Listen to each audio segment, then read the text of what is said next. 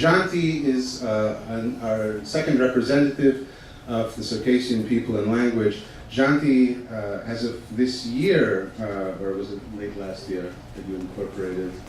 Late last year. Late last year has incorporated his own organization specifically for the promotion of the Circassian language and culture and identity. He is somebody who actually taught himself the language of his parents, and as you may be able to guess, not an easy language to teach yourself.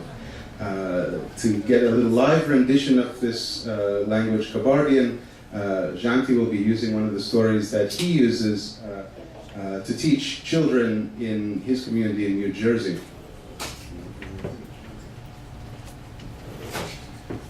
Так се позабра и жопсто. Съси цар Yamisha Jonty's. Съси яда дигат, съси яна дигат. Араш съси гомша, съси адигаш. Яхасиш япач адигат за здесь съпсатам.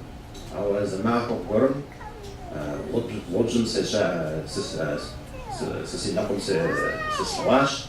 Жасаш малко горм съси яна дърк позар за слашон се поеш. Араши съси яна дърк позар. My name is Jonty Yamisha. I was born here in the United States. My mother and father are Circassian, and I guess that makes me Circassian. I'm a little nervous tonight. About 3 years ago, I didn't speak a word of Circassian. One day I looked in the mirror and I said, I'm going to teach myself, and I did. And that's what I just said in Circassian. We're running late on time tonight, so I'll be quick. But before I jump into this little presentation here, I want everyone, because Daniel's just too modest to promote himself, I want everyone to really think hard about what we're here to do tonight. Languages are the soul of any nation. Languages are the medium of transfer by which oral histories are passed from one generation to the next.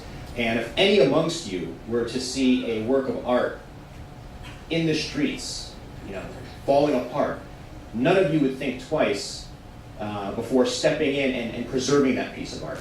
Likewise, if any of you saw a child starving in the streets, none of you, I'm certain, would think twice about jumping in and helping that child.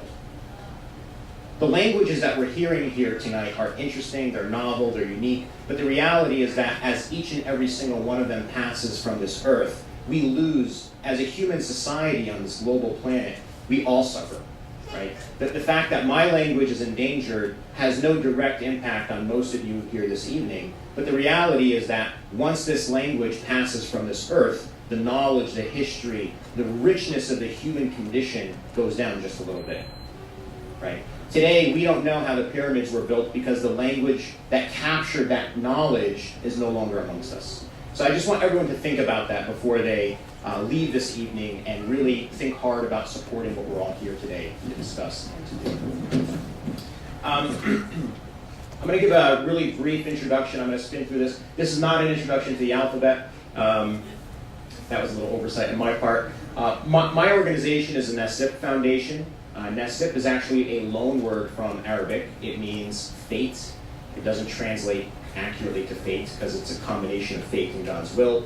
My people use it predominantly to mean happiness.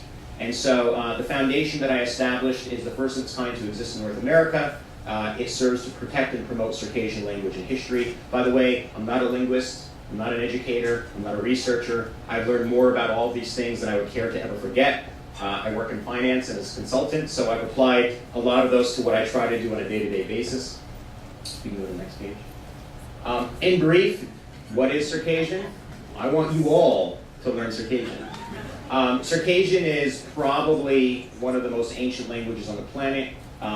From what I've read, it's somewhere between 800 to 2,200 years old. Nobody's quite sure. What's remarkable is that in all that time, up until 1918, it lacked a formalized alphabet. So it's remarkable that the oral histories that exist today are still continued, that still exist, despite the fact that it lacks this oral written language. What's really remarkable is that I myself, I'm a fourth generation diaspora. 4 years ago, for the first time in my life, I went to my ethnic homeland, and the phrases that people there say are identical to the phrases, old sayings, proverbs, that my father uses. And my father's never stepped foot in that land, and he's never read any of these proverbs in a book, and yet they still exist. which is remarkable. Circassian is comprised of two dialects. There's the Western or Adyghean dialect, and there's the Eastern or Kabardian dialect. That's the dialect that I speak and that you've heard this evening and that you will continue to hear. It's the better dialect. Next slide. All right. So actually, I'm going to read from the board. I think it's a little bit easier. I started a language instruction class. There's about 3,500 ethnic Circassians in the United States today. I am a officer with the Circassian organization, the tribal council that exists in New Jersey. Right now, when I started 3 years ago, I could barely speak the language, and I started teaching, and that actually made me a better speaker. Today, we've got about 6 instructors, we've got about 60 students, and as of next year, we'll probably shoot upwards of 200. It's been an exponential growth as people have actually realized there's a formal process for teaching this ancient language. People are actually more interested in learning the language. What I've started to do is to incorporate a lot of non-traditional teaching methods, because the reality is that a lot of language we've heard here tonight, I'd be doubtful. There's no radio program in my language, there's no magazine, there's no television program in my language, so I've been forced to look at non-traditional teaching methods. One of the teaching methods that I've started to use is to take Western European fairy tales that one of my countrymen about 20 years ago translated into Kabardian and use them to teach Kabardian, because then you know the story and it's just you're not worried about figuring out what's trying to be said. You can just kind of fall into the rhythm of what's being said. So tonight I'm going to be reading to you Yaza or Cinderella. Yauza literally means ashes, so the translator here, I guess, was very literal. Yeweret ji, zwartaj pselt, tsakum shafwashu.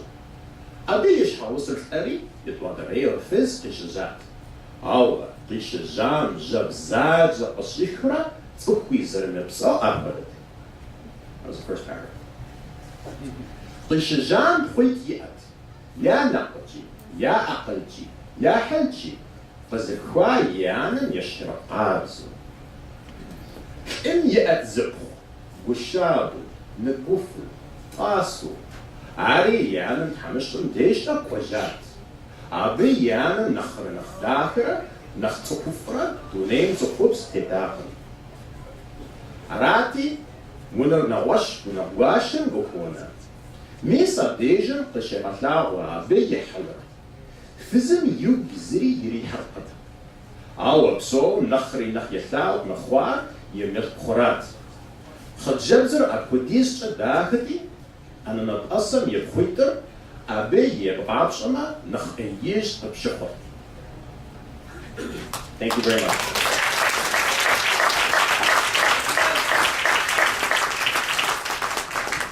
Up until about 90 days ago, I couldn't read most of that, and I would have had a huge struggle pronouncing most of those sounds. So for anyone who is a descendant of somebody who speaks a dying language, anything's possible.